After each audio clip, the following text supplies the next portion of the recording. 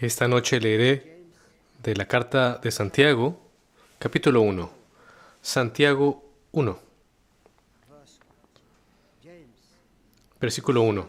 Santiago, siervo de Dios y del Señor Jesucristo, a las 12 tribus que están en la dispersión. Salud. Hermanos míos, tened por sumo gozo cuando os halléis en diversas pruebas. Y el título de este mensaje es Tratando con las pruebas. Y es como si Santiago nos estuviera allí llevando a la escuela de las pruebas para entender. Es una escuela difícil, pero ahí es donde nosotros entendemos acerca de la vida cristiana y también entendemos acerca del Señor Jesucristo. Así como dije en mi estudio introductorio para esta carta de Santiago, Santiago es una carta profunda para la iglesia. Es verdaderamente profunda. Pero también toca cada aspecto de la vida cristiana. Y ya recuerdo que yo les dije a ustedes acerca de lo que se trata Santiago. La manera en la que él se identifica es que él se identifica como un siervo de Dios, un siervo del Señor Jesucristo. Y eso me lleva a pensar que estos 5 capítulos de Santiago son ahí la descripción del trabajo o de la obra de cada creyente. ¿Eres un creyente? Entonces significa que eres un siervo de Dios y del Señor Jesucristo. Entonces vamos a ver cómo soportar las pruebas. Y Santiago no pierde tiempo. Este hombre tiene realmente prisa. Y es lo que vamos a tratar hoy. Y va directo al punto. Ahí dice en el versículo 1, primero, que es un saludo, salud. Y la palabra del griego es regocíjense. Y esto nos lleva a pensar que no es esto que algo que viene de alguien que es pesimista, sino que Santiago es optimista en la manera en que él escribe esta carta. Y vamos a ver esto en un momento, pero él está hablándoles a los cristianos perseguidos. Y eran una minoría en su tiempo. Nosotros somos minoría en medio de no creyentes, por ejemplo. Así que significa que el mensaje de la vida cristiana es gozo para ti. Y el Señor Jesucristo, cuando Él nació, hay que recordar el mensaje que se trajo por los ángeles que vinieron del cielo. Gozo al mundo, decían. Así que, de hecho, Santiago está aquí usando la misma palabra, salud o regocijaos. Y a ellos va dirigida esta carta. Y voy a hablar a quién va dirigido esto. ¿A quién está hablándole Santiago? Ahora, Santiago se identificó a sí mismo, pero también identificó quién es su Señor. Es Dios, el Señor Jesucristo. Y también identifica a quién está hablándoles. Allí en el versículo 1 los llama las 12 tribus. Las 12 tribus. Queridos amigos, no hay nada místico acerca de las 12 tribus. No hay nada misterioso acerca de las 12 tribus. Para ponerlo de manera simple, las 12 tribus es un tipo de la iglesia de Cristo. Es otro nombre solamente para la iglesia de Cristo. Y la iglesia de Cristo se compone por judíos y gentiles juntos, con un Dios, un Padre, un Señor. Así que el Señor Jesucristo, Él es la cabeza de su iglesia. Y Pablo en Gálatas 6 le llama a la iglesia el Israel de Dios. Y para ese tiempo, cuando Santiago está escribiendo esta carta, las 12 tribus, como grupo étnico, como una nación étnica de Israel, ya no existía. Así que él está aquí escribiendo acerca de las 12 tribus, pero él está hablándole en realidad a cristianos. Así que la iglesia es el Israel de Dios. La iglesia está compuesta por creyentes, judíos y gentiles, y la iglesia también está compuesta de cristianos. Aquellos que se han arrepentido, aquellos que han confiado en el Señor Jesucristo. Ese es el significado de la iglesia. Traídos fuera del mundo, traídos fuera de la oscuridad para su luz maravillosa. Así que aquí los identifica como las 12 tribus. Y también los llama hermanos. Puedes ver ahí la carta. En 10 minutos puedes leer todos los versículos y puedes ahí resaltar cada vez que Santiago habla acerca de a quiénes va dirigido esta carta y les llama hermanos, en el singular y en plural.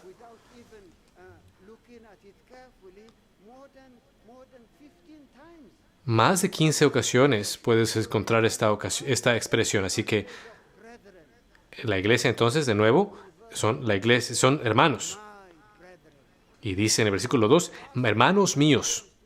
Y para un pastor como Santiago decir hermanos es una expresión de cuidado, de afecto, de preocupación. Mis hermanos. Está escribiéndoles entonces a cristianos, a la iglesia de Cristo. Y hay otra expresión aquí y no queremos dejarla pasar por alto. Tenemos que considerarla esta noche.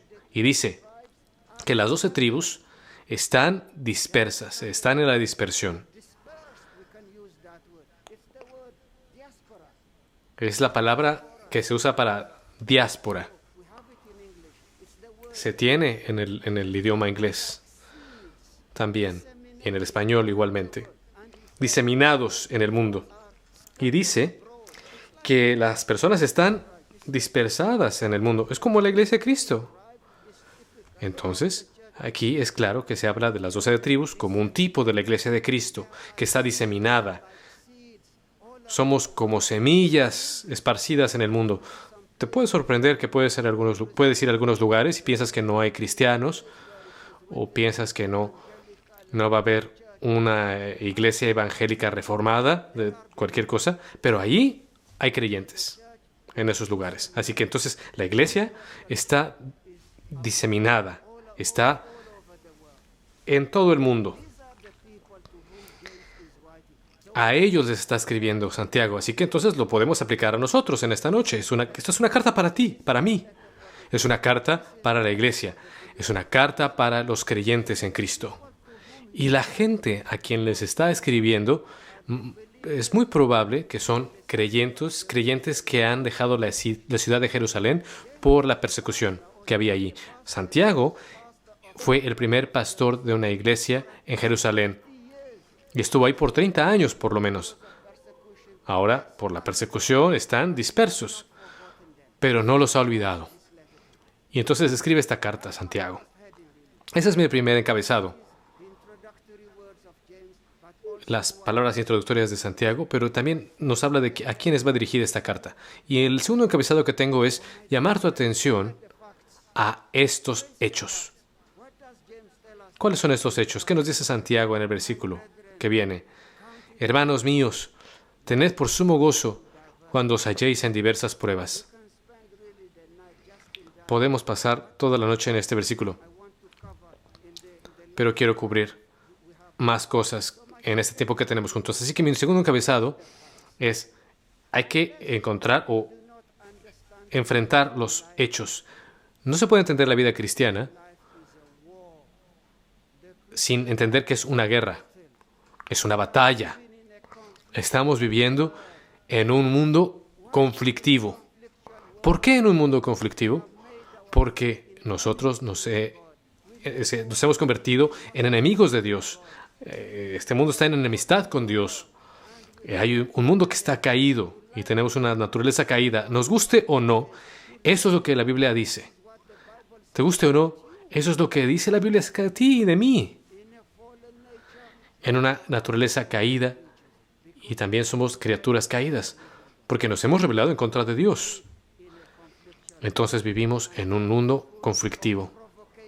Y la vida está llena de provocaciones, de tentaciones, de trampas, de tribulaciones. No tengo tiempo para ir a Job 5, 7, pero ahí se nos dice que el hombre está nacido en problemas. Santiago también nos dice que estamos nacidos en problema. Así hemos nacido, y esa es la realidad. Entonces tenemos que enfrentar estos hechos. Es porque es una realidad. Así que entonces las pruebas son parte de nuestra vida hoy, nos guste o no. Porque estamos viviendo en este cuerpo. Y nosotros nos hemos burlado acerca del... o nos hemos burlado del lo único que nos puede dar vida. Queridos amigos, cuando vas por las pruebas, no pienses que es porque Dios te ha abandonado. A veces puede pasar, pero es lo contrario. Cuando vas por las pruebas, como creyente, es una buena señal. Es una buena señal. El Señor está contigo. El Señor ha mandado estas pruebas para ti, para poder probarte, para saber si eres genuino, o si eres insincero, o si eres alguien que es hipócrita. Así que por eso, te guste o no, como hijo de Dios, esas pruebas vendrán a ti. Así que en lugar de que las veas como si que Dios te ha abandonado, no. La prueba es una buena señal, significa que Dios está contigo, a menos que hayas traído esta prueba sobre ti, con tus propios pecados y con tu propia insensatez. No importa qué tan cuidadosos seamos, no importa qué tantas protecciones pongamos, vas a ser probado. Así que nunca me vas a escuchar decir que la vida cristiana te hará feliz. La vida cristiana, o que la vida cristiana te hará siempre estar sonriendo. No, es una vida difícil.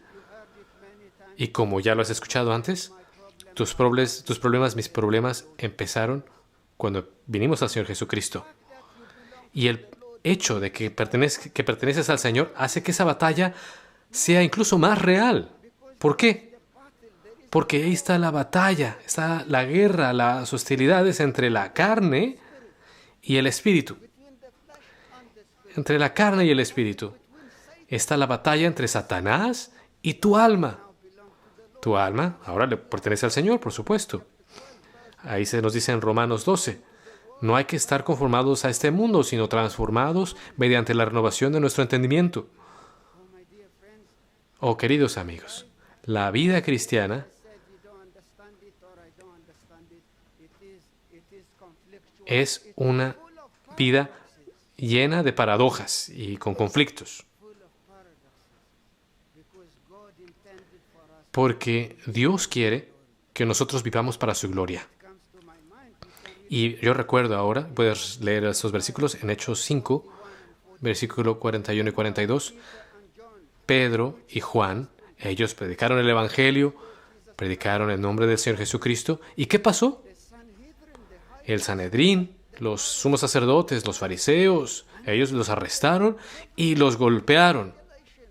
Los flagelaron fuertemente. Incluso les advirtieron, no hablen de nuevo acerca del nombre de Cristo. Pero ahí la Biblia nos dice, pero se fueron regocijándose porque ellos habían sufrido por el nombre de Cristo. Y en lugar de pararse, creo que es el versículo 42, dice ahí, ellos fueron por las casas predicando día y noche el nombre de Cristo. ¿Qué hay acerca de Cristo mismo? Lees después en Hebreos 12, 2 y 3, dice, Él sufrió la agonía de la cruz del Calvario.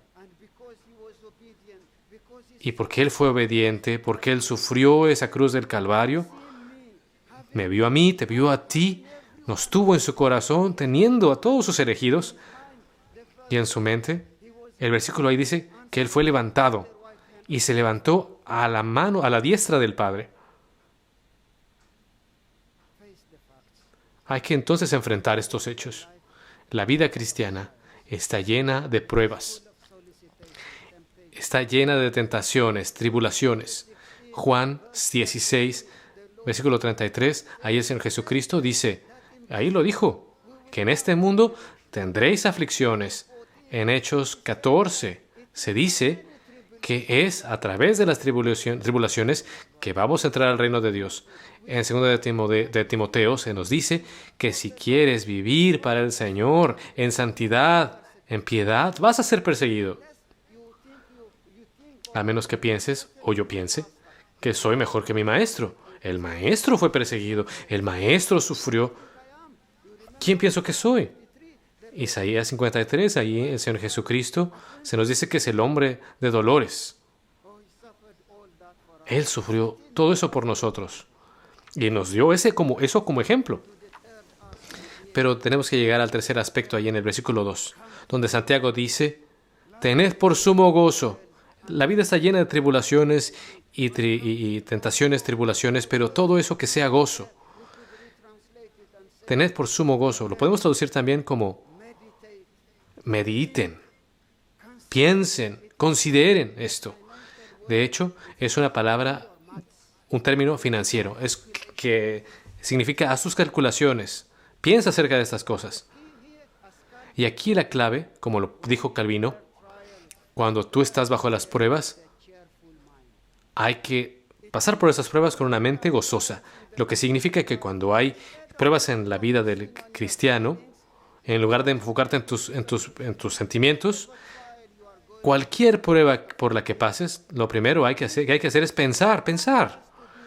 La mente tiene que ponerse a trabajar antes de los sentimientos. Pero yo sé, yo me lo digo a mí mismo, cuando estas pruebas vienen, la primera cosa que pienso es cómo me siento. Me autocompadezco, quiero atención para que todo el mundo tenga compasión de mí, pero ahí el Evangelio dice, tened todo por gozo. Y de nuevo ahí se nos dice, piensa antes.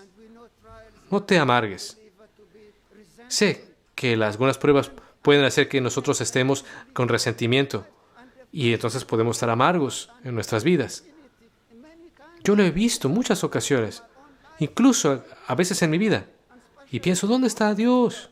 Y especialmente el no creyente, a alguien que está en la iglesia adorando. ¿Y dónde está su Señor? Puede estar pensando el incrédulo. El creyente, el enemigo va a intentar crear en nosotros un sentido de inferioridad, pero el Señor ha prometido estar con nosotros, dice que no nos va a abandonar. Entonces, esa es solo una de sus muchas promesas. Entonces, las tribulaciones, las pruebas no siempre son algo que nos da gozo. Cuando alguien pierde su trabajo y nosotros no podemos ir y decirle con nuestra cara religiosa, oh, Santiago 1:2 dice, tened todo por sumo gozo.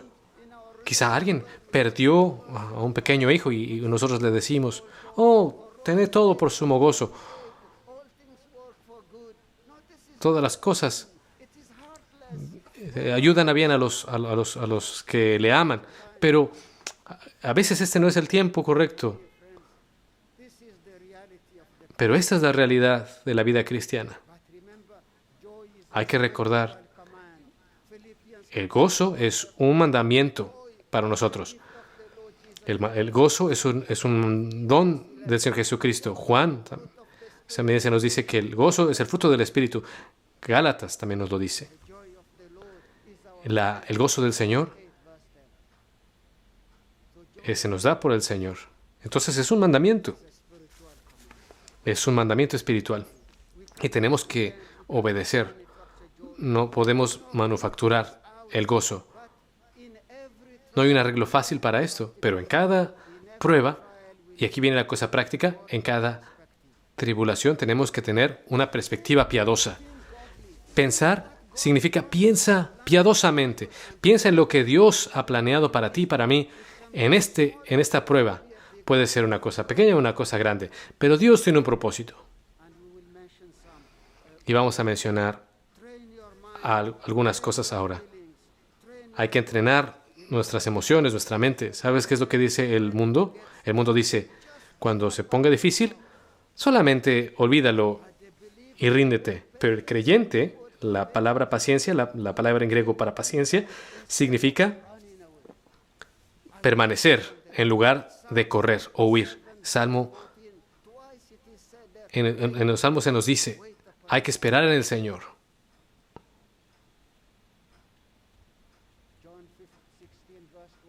En Juan 16, 21, hay que recordar allí el ejemplo del Señor y nos habla de una mujer que está a punto de dar a luz, está en gran angustia, pero cuando el bebé nace, la madre ve al bebé y la madre dice que ya no recuerda la tribulación, ya no recuerda la tristeza. En Habacuc, el profeta Habacuc, y perdón que no puedo ir ahí a las páginas de Habacuc, porque de otra manera estaríamos aquí toda la noche, pero Habacuc 3, versículos 17 y 18, nos dice el profeta que la higuera, aunque la higuera no florezca, quizá no estará el rebaño allí en el campo, pero aún así me voy a regocijar en el Señor. Me regocijaré en el Dios de mi salvación.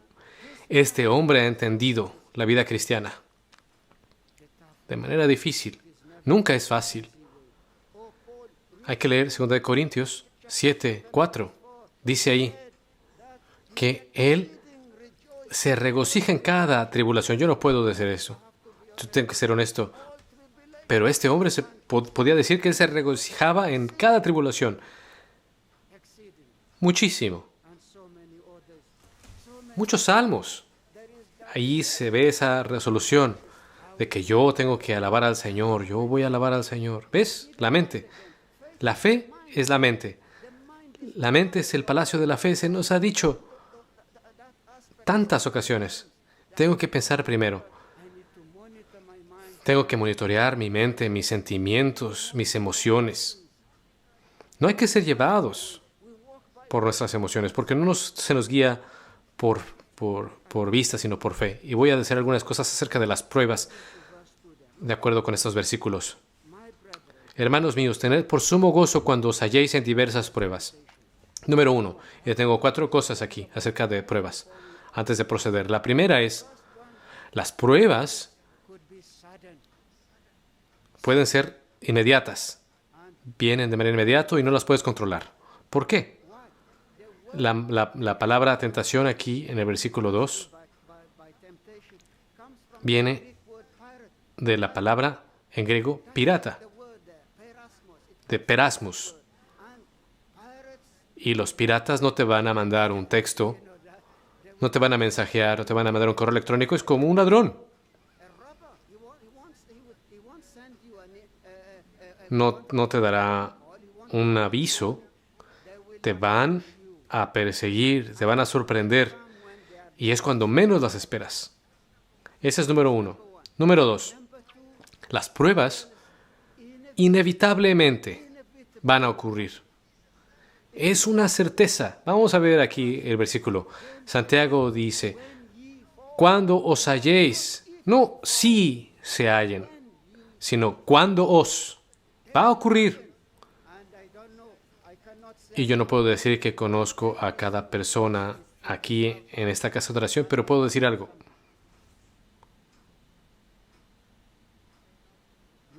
Quizá no estés en pruebas ahora. Quizá ya estás en una prueba ahora. Pero lo creas o no, van a venir estas pruebas. Y más tarde que temprano vendrán. No te puedo decir si la siguiente hora, la siguiente semana, pero la vida es así. Y entonces nos dice, cuando os halléis en diversas pruebas. Oh, que el Señor te ayude y me ayude para que no tengamos estas pruebas por nuestro propio pecado o por nuestra propia insensatez. Pero cuando son de Dios, son muy buenas para el creyente. Así que número 1, las pruebas pueden ser súbitas. Número 2, son una certeza. Número 3, el texto dice que hay diversas pruebas. De hecho, la palabra en griego significa multicolores, múltiples y de muchos colores. Y pueden venir sobre ti y puede ser que muchos de ellos no sean iguales. Vendrán con diferente intensidad, diferentes tamaños, sombras, diferentes tipos de pruebas. Número 4. Las pruebas tienen un producto final, tienen un propósito y no destruyen la fe. Son las herramientas de Dios para que nosotros seamos refinados. Malaquías 3, ahí se nos dice que Dios es alguien que nos refina. Y Dios usa las pruebas, y hay que hacer esta diferencia. Dios nos prueba, Satanás nos tienta. Esa es la diferencia.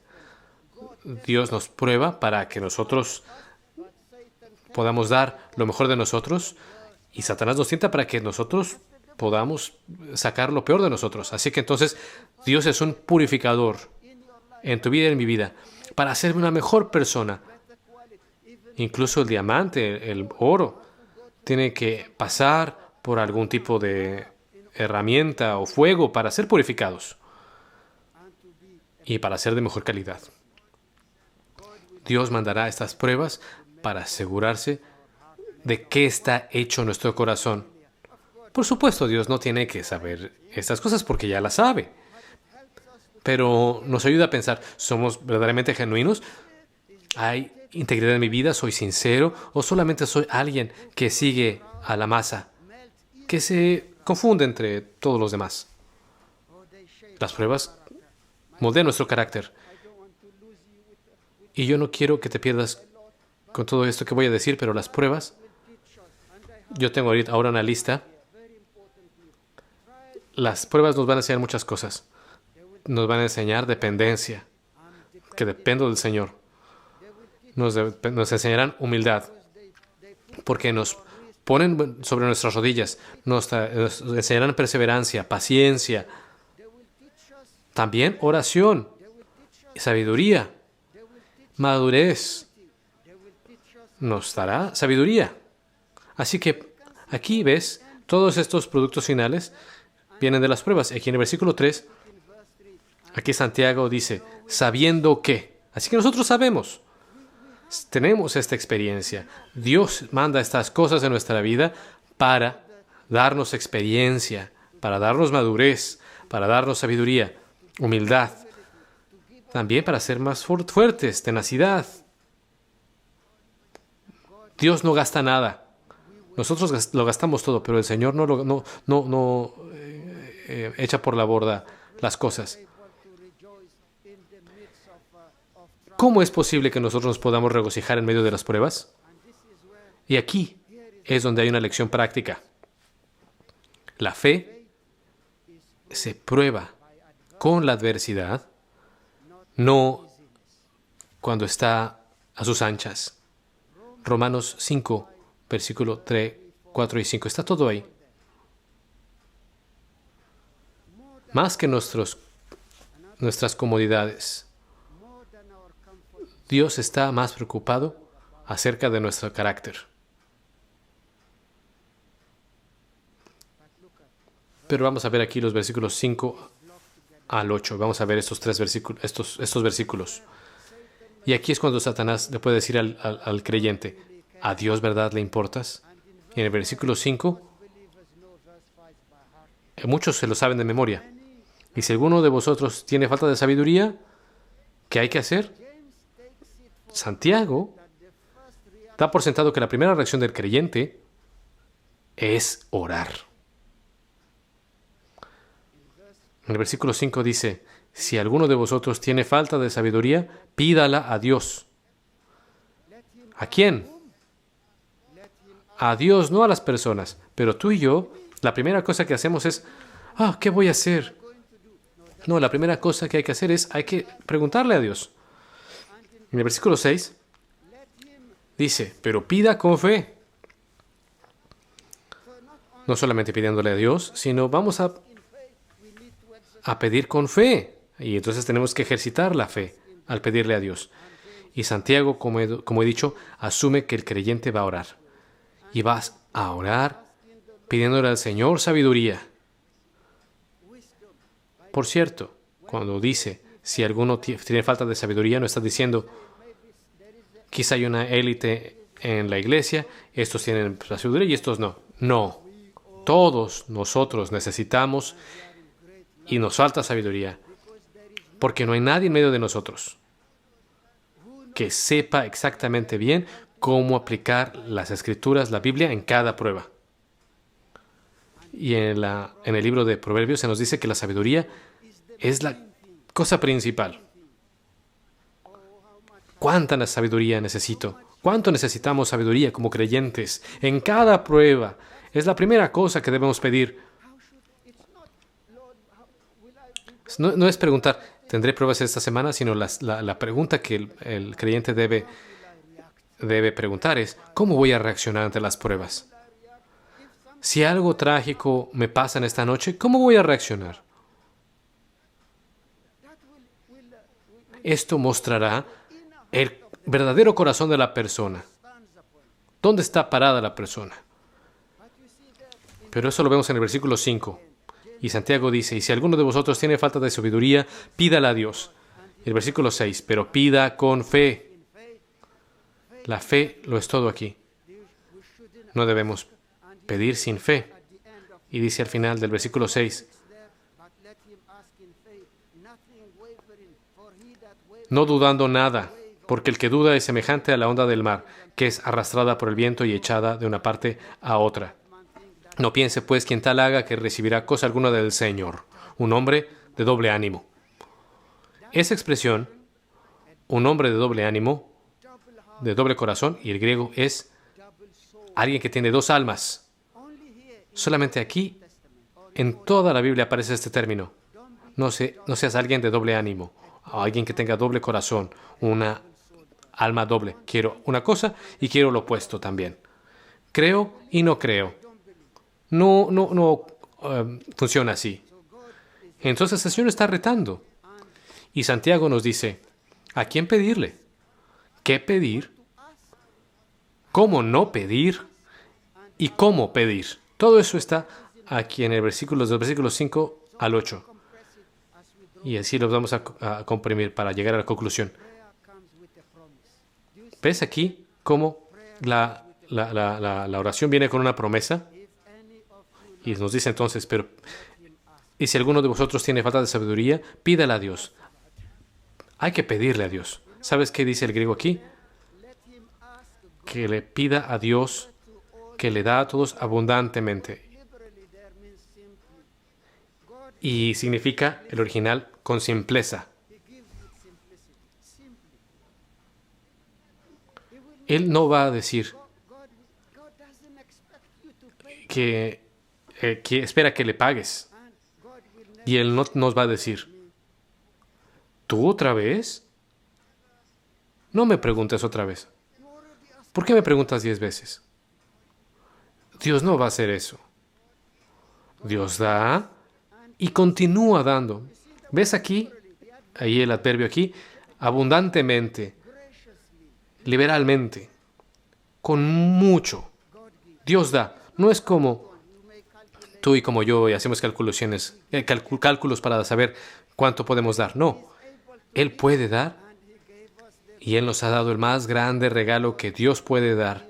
Él nos dio a su Hijo, a su único Hijo. Y Él lo dio para nosotros.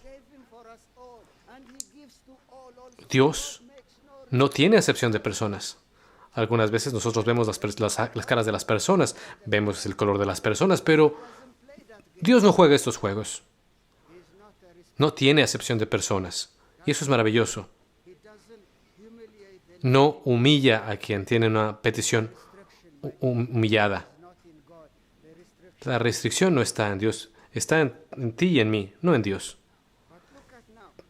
Pero yo he dicho, primero, la oración viene con una promesa, y en el versículo 6, 7 y 8, ahí la promesa viene con una condición. ¿Ves la condición? La fe genuina va a ser recompensada, pero quien dude no va a recibir nada del Señor. El versículo 8 es muy duro. El hombre de doble ánimo es inconstante en todos sus caminos. Y el versículo 7, no piense pues quien tal haga que recibirá cosa alguna del Señor. Él no va a recibir nada del Señor, porque es alguien que duda. Todo aquí está alejadísimo del Evangelio de la prosperidad. Aquellos que lo proclaman, ellos dicen que le mandan a Dios. ¿Qué presuntuoso es eso? ¿Estás diciendo que nosotros le estamos ordenando a Dios, que es el Rey del universo? ¡Qué equivocados! Nosotros siempre pedimos en sumisión y de acuerdo con la voluntad de Dios y de acuerdo con la palabra de Dios. Primera de Juan 5, 24 y 25. Siempre de acuerdo con la voluntad de Dios. Y el Señor Jesucristo, Él mismo, Él dijo, que se haga tu voluntad. ¿Cómo podemos nosotros atrevernos a mandarle al Señor para que haga como nosotros queremos? Es de acuerdo con su voluntad. Y la solución de Dios, simple, es mejor que una solución en consejo con muchas personas. Hay que pedir por consejo, a Dios, hay que pedir por fe, no hay que tener dudas y hay que ejercitar la fe. No necesitas un consejo de personas que te digan, no, tienes que pedirle a Dios. Hermanos y hermanas, un siervo tiene que ser siervo 100%. Al cerrar, puedo decir, y esto lo digo para mí mismo, no estoy señalando a nadie, no hay vergüenza en sufrir. ¿Por qué? Porque nuestro Salvador sufrió. Y Él sufrió por nosotros. Por favor, permítanme terminar al señalar cuál es el objetivo de nuestra fe. Son 3 cosas. Versículo 4. Mas tenga la paciencia su obra completa, para que seáis perfectos. Y la palabra perfecto, que es la primera, es que Dios quiere hacernos perfectos. La palabra perfecto es la palabra para maduro, para la santificación. Dios usa las pruebas para purificarnos y son agentes para humillarnos. Y cabales, que significa enteros, con integridad, con sinceridad y con estabilidad. Así que, 1, perfecto. Número 2, sincero, cabal. Número 3, que Dios quiere para nosotros, sin que os falte cosa alguna. La persona está entera, completamente madura. Y estas palabras son casi sinónimos. La primera, necesito madurez. La segunda, necesito sinceridad. Y la tercera, necesito ser una persona entera, completa. Y todas estas palabras son para desarrollar en ti y en mí una vida piadosa. Y estas 3 palabras hacen que la vida cristiana no solamente se quede en la cabeza, sino en sus manos, en los corazones. Que el Señor nos ayude. Que Él nos haga complacerle a Él. Las pruebas producen una ganancia, no un déficit.